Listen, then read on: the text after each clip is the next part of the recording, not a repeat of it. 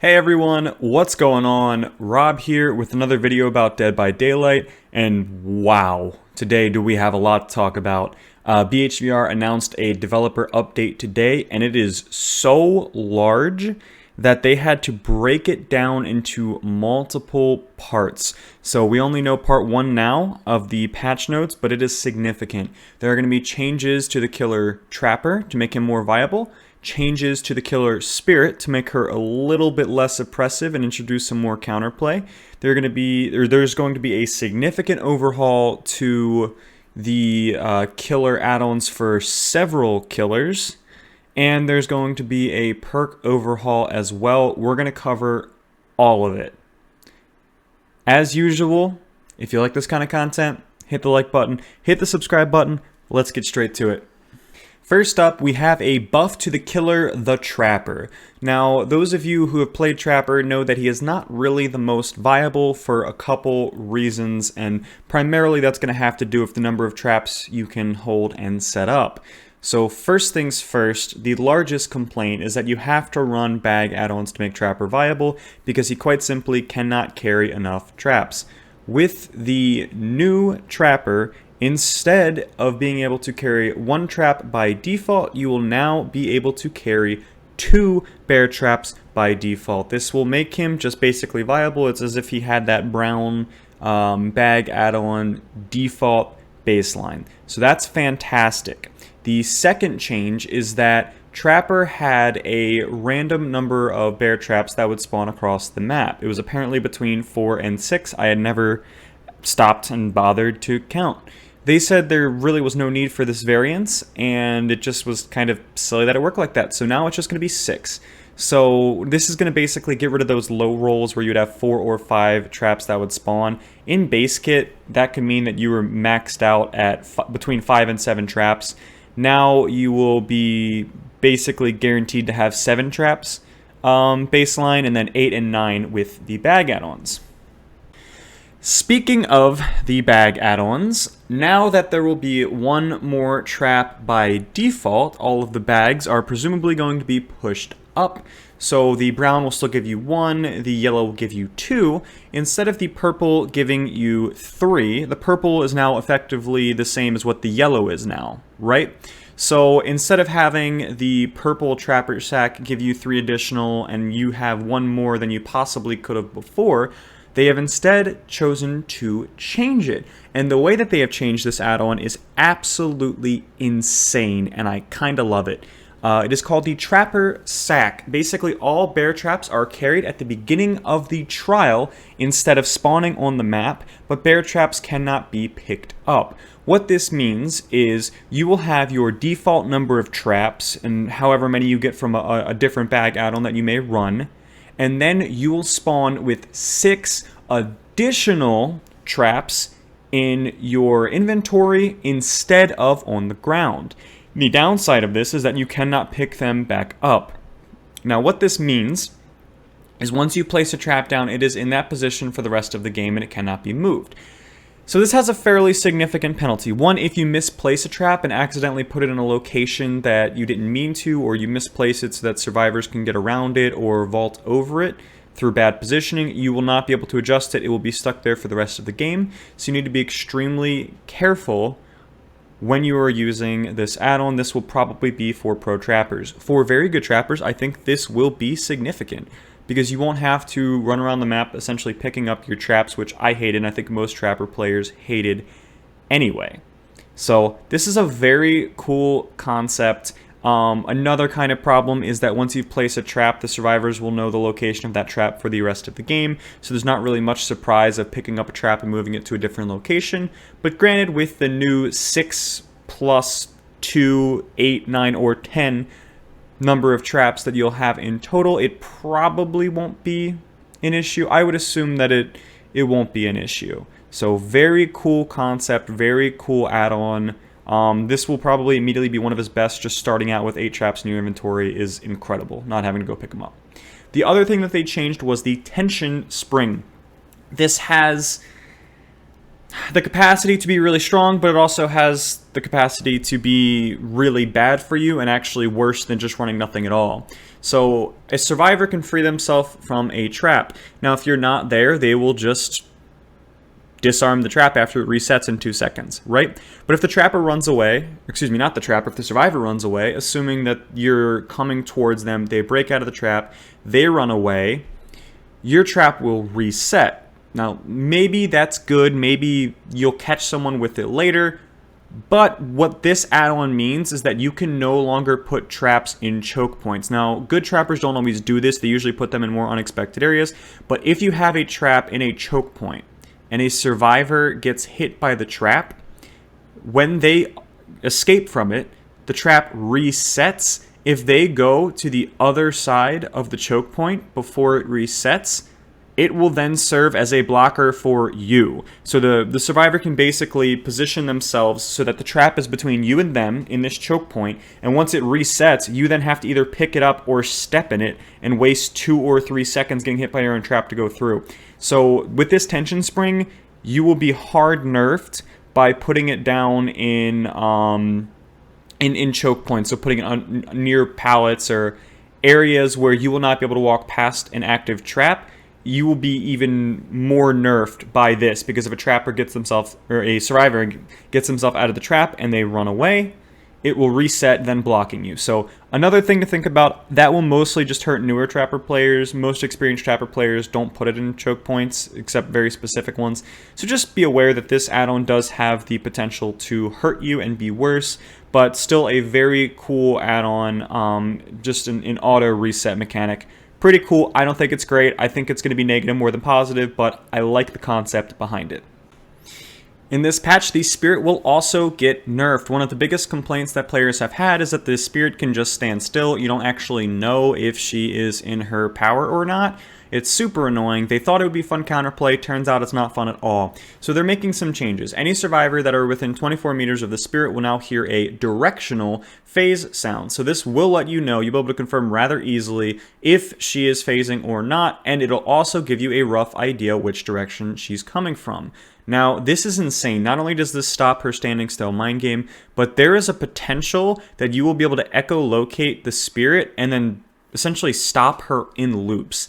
Right now, it's primarily 50-50ing at pallets or at windows, guessing which side. If players get good enough, and if this sound is clear enough to determine which way the Spirit is coming from, players will be able to drop pallets on her or drop pallets in a way where she cannot hit you. This is an insane nerf for Spirit, specifically at high levels, at the tournament level. I promise you that these tournament players are going to learn how to pick up on these directional cues, and Spirit might go from being an extremely strong tournament killer to just Nurse being the only viable tournament killer, with the exception of maybe Blight and sometimes Bubba.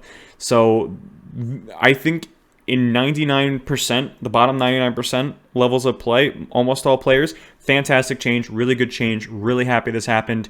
This might knock Spirit out of tournament play depending on how easy it is to determine where the Spirit is coming from based on the phase sound. We'll see, we'll have to do some testing there. Also, Spirit's footsteps will now kick up dust while she is phasing. Another thing that really good players, specifically tournament players, will be able to pick up on. Keen survivors may be able to pinpoint where she is, but the tall grass, other obstacles will make it difficult. So again, you now have sound and visual to determine where the Spirit is coming from. She is getting a massive tournament nerf here, a massive high-level rank gameplay nerf. There's now significantly more counterplay against her, so very substantial nerf against Spirit, but only good survivors will benefit from this. Bad survivors likely will not gain any advantage from these changes. The two add-ons that they have demonstrated are very cool. The first one is the Wakizashi Saya. I probably butchered that pronunciation. During Yamaoka's haunting, you will be able to activate the ability button again, return to the husk, and end the haunting. This adds a super cool additional kind of mind game effect. This is basically what she was now with the standing still thing, except now you'll be able to go in your power, test something out. If someone, for example, vaults back to your husk, you can return to your husk and then hit them. So this will be a really cool thing that you can mess with in loops. It's going to be very high skill cap. I don't think it's going to get a lot of play. Most survivors aren't going to run back towards your husk anyway, Probably not good, but really cool concept. I like the thought. I like the design behind it. Great meme add-on. It gets Rob's stamp of approval. Next is the Senko Hanabi, and this is when Yamaoka's haunting ends, the spirit's husk explodes, and any vault locations within 4 meters are blocked for 5 seconds. I think that this is really bad, primarily because once the haunting is ended, I mean, I think similar to kind of Doctor's thing where there's always that delay, where you can get them with the shock and then they jump through anyway. I kind of feel like that's how this is going to work. She's either just going to hit you straight up, or you're successfully going to complete the vault or complete the pallet drop, and then it's not going to matter. 4 meters is a really small area, so you have to intentionally put your husk next to a vault location. 5 seconds is an incredibly short amount of time. I don't think this will ever be getting you hits. Yeah, I don't think 4 meters is big enough. Even if you successfully block a window or block a pallet, I don't know that it's actually going to get you anything, because it's only for 5 seconds after you're out of the haunting. Usually you get the hit right away or you don't get the hit, right? So we'll see. I don't think this is good, but maybe it'll be able to shut down certain locations where Spirit struggles. I don't know. I don't play Spirit enough to know to this level. I don't think it'll be good. Again, cool add-on though. Really like the concept. Significant add-on overhaul as well. First off, they're fixing tooltips. Thank you, God. Instead of tremendously, considerably, moderately, slightly, etc., they're actually going to put the numbers. This is a huge quality of life fix and ask that we've had for a really long time. So very happy that this is going to happen. It'll have a brief description of status effects when they mention status effects. I'm happy. This is great. This needed to happen a long time ago. And the second thing is that they are going to be doing some significant add-on changes for the following killers: Hillbilly, Nurse, Shape, Hag, Oni, Blight, Wraith, Pig, and Ghostface. So all of them are going to see, if I understand this correctly, add-on adjustments. So not just the tooltip changes, but they're actually going to be adjusting them. And these changes are going to be focusing on unused add-ons, add-ons that are too weak, and add-ons that are too powerful. So the most complained about ones, basically, this is worthless, I can't use it, or this is way too strong and it makes way too much of a difference. Very excited to see where this is going to go. They have not released additional information yet, so stay tuned for future patch note videos, and I will get that information to you as soon as it is available. And a perk overhaul, at least the ones that we know as a part of part 1. This is just going through some of them that they've released, which means there will be more. I think we're going to be experiencing a significant overhaul. Very glad they're doing this. This is another one of those quality of life changes and fixes that we've been asking for a really long time. So Vigil, they're going to just flat buff it. Recovery rate at max is going to be 30% instead of 20%. Vigil will also increase the recovery rate of Broken, Exposed, and Oblivious. So pretty big buff. Getting out of Exposed could be pretty cool. That's going to cut Haunted Ground's time from about 60 seconds to a little bit over 40 seconds. Pretty cool. Broken effect will have synergy with For the People, which also will be super cool because that's getting buffed as well to 60 seconds. So that'll be around 40 seconds of Broken off that. Oblivious, I'm not entirely sure what that'll be countering. A lot of Oblivious effects are permanent until something happens, like I can't think of a good example right now, but I don't know that Oblivious will necessarily be that good, but we'll see. Babysitter Guardian, it got another pretty cool tweak. These survivors that are rescued will be getting a speed boost for 8 seconds. That is super cool. And then the R rating duration has been doubled. So very cool, just flat buff. Another kind of protect your teammate from being tunneled perk. Love it. That one that's not borrowed time, because we see that every game. For the People, as I mentioned, will now be 60 seconds instead of 90 seconds. Very cool. That negative penalty took an extremely fun, high-risk, high-reward perk and just made it obnoxious because you just can't heal yourself. Hex Retribution. Well, I guess this is one of the Oblivious perks we were talking about, right? The duration has been increased to 15 seconds, and now it will be Doll Totem in addition to, any totem instead of just being a Doll Totem. So now I think that includes, so Hex Totems will now also have the Oblivious effect for 15 seconds. So significant buff. Don't know if it'll be viable, but very glad they did that. I didn't understand why you were not Oblivious after cleansing a Hex Totem anyway, so I like that. That's cool. Hex Blood Favor, extremely weak perk that I believe this is the one that just randomly blocks pallets nearby after you hit someone. Super weak perk in general, even weaker in the fact that it's a Hex perk. They have now removed restrictions. It no longer has a cooldown, and it now can be activated upon successful basic attacks. So this is really cool. Basically, now characters that hit you with their power will also be able to block it. So what I can think of specifically is Huntress. This is pretty cool. You hit a person with your hatchet, you get that faster recovery time. If they try to stay at the loop or try to stun you with the pallet right after you hit them with the with your hatchet, they will not be able to stun you. You might catch them off guard. Could be interesting. Not sure how many other real applications there are. Maybe Blight. I don't know. Usually, good survivors just run away to the next loop, next pallet when this happens. So we'll see. Hex Third Seal. Now it is special attacks, not just basic attacks. This just opens it up. Many more killers can now use it. A lot of the basic attack only perks are bad on a lot of killers because a lot of killers want to hit you with their power. So pretty cool, more practical for a lot of people. Again, interested to see how this applies to Huntress, because I guess Huntress hatchets, you hit someone, would now apply Third Seal. A lot of perks are now going to become more viable on Huntress. Most basic attacks perks have not been, so very excited about that. And then finally, Thrill of the Hunt will now also apply with boon perks. We don't know much about boon perks and blessings, so we're going to have to find out more about that as they release that information. And finally, last but not least, a massive quality of life fix.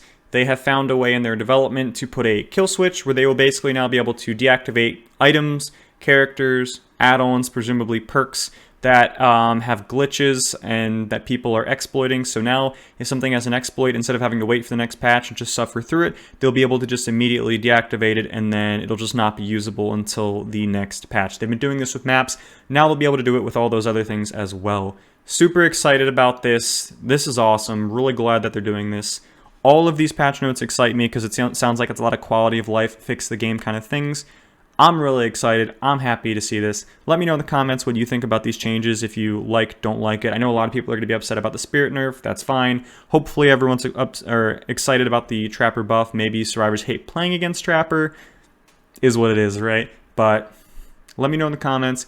As always, hit the like button, hit the subscribe button. I'll come back to you guys when we have a part 2 out on the patch notes and make sure I make a video covering that stuff as well. Thank you all. Have a good one.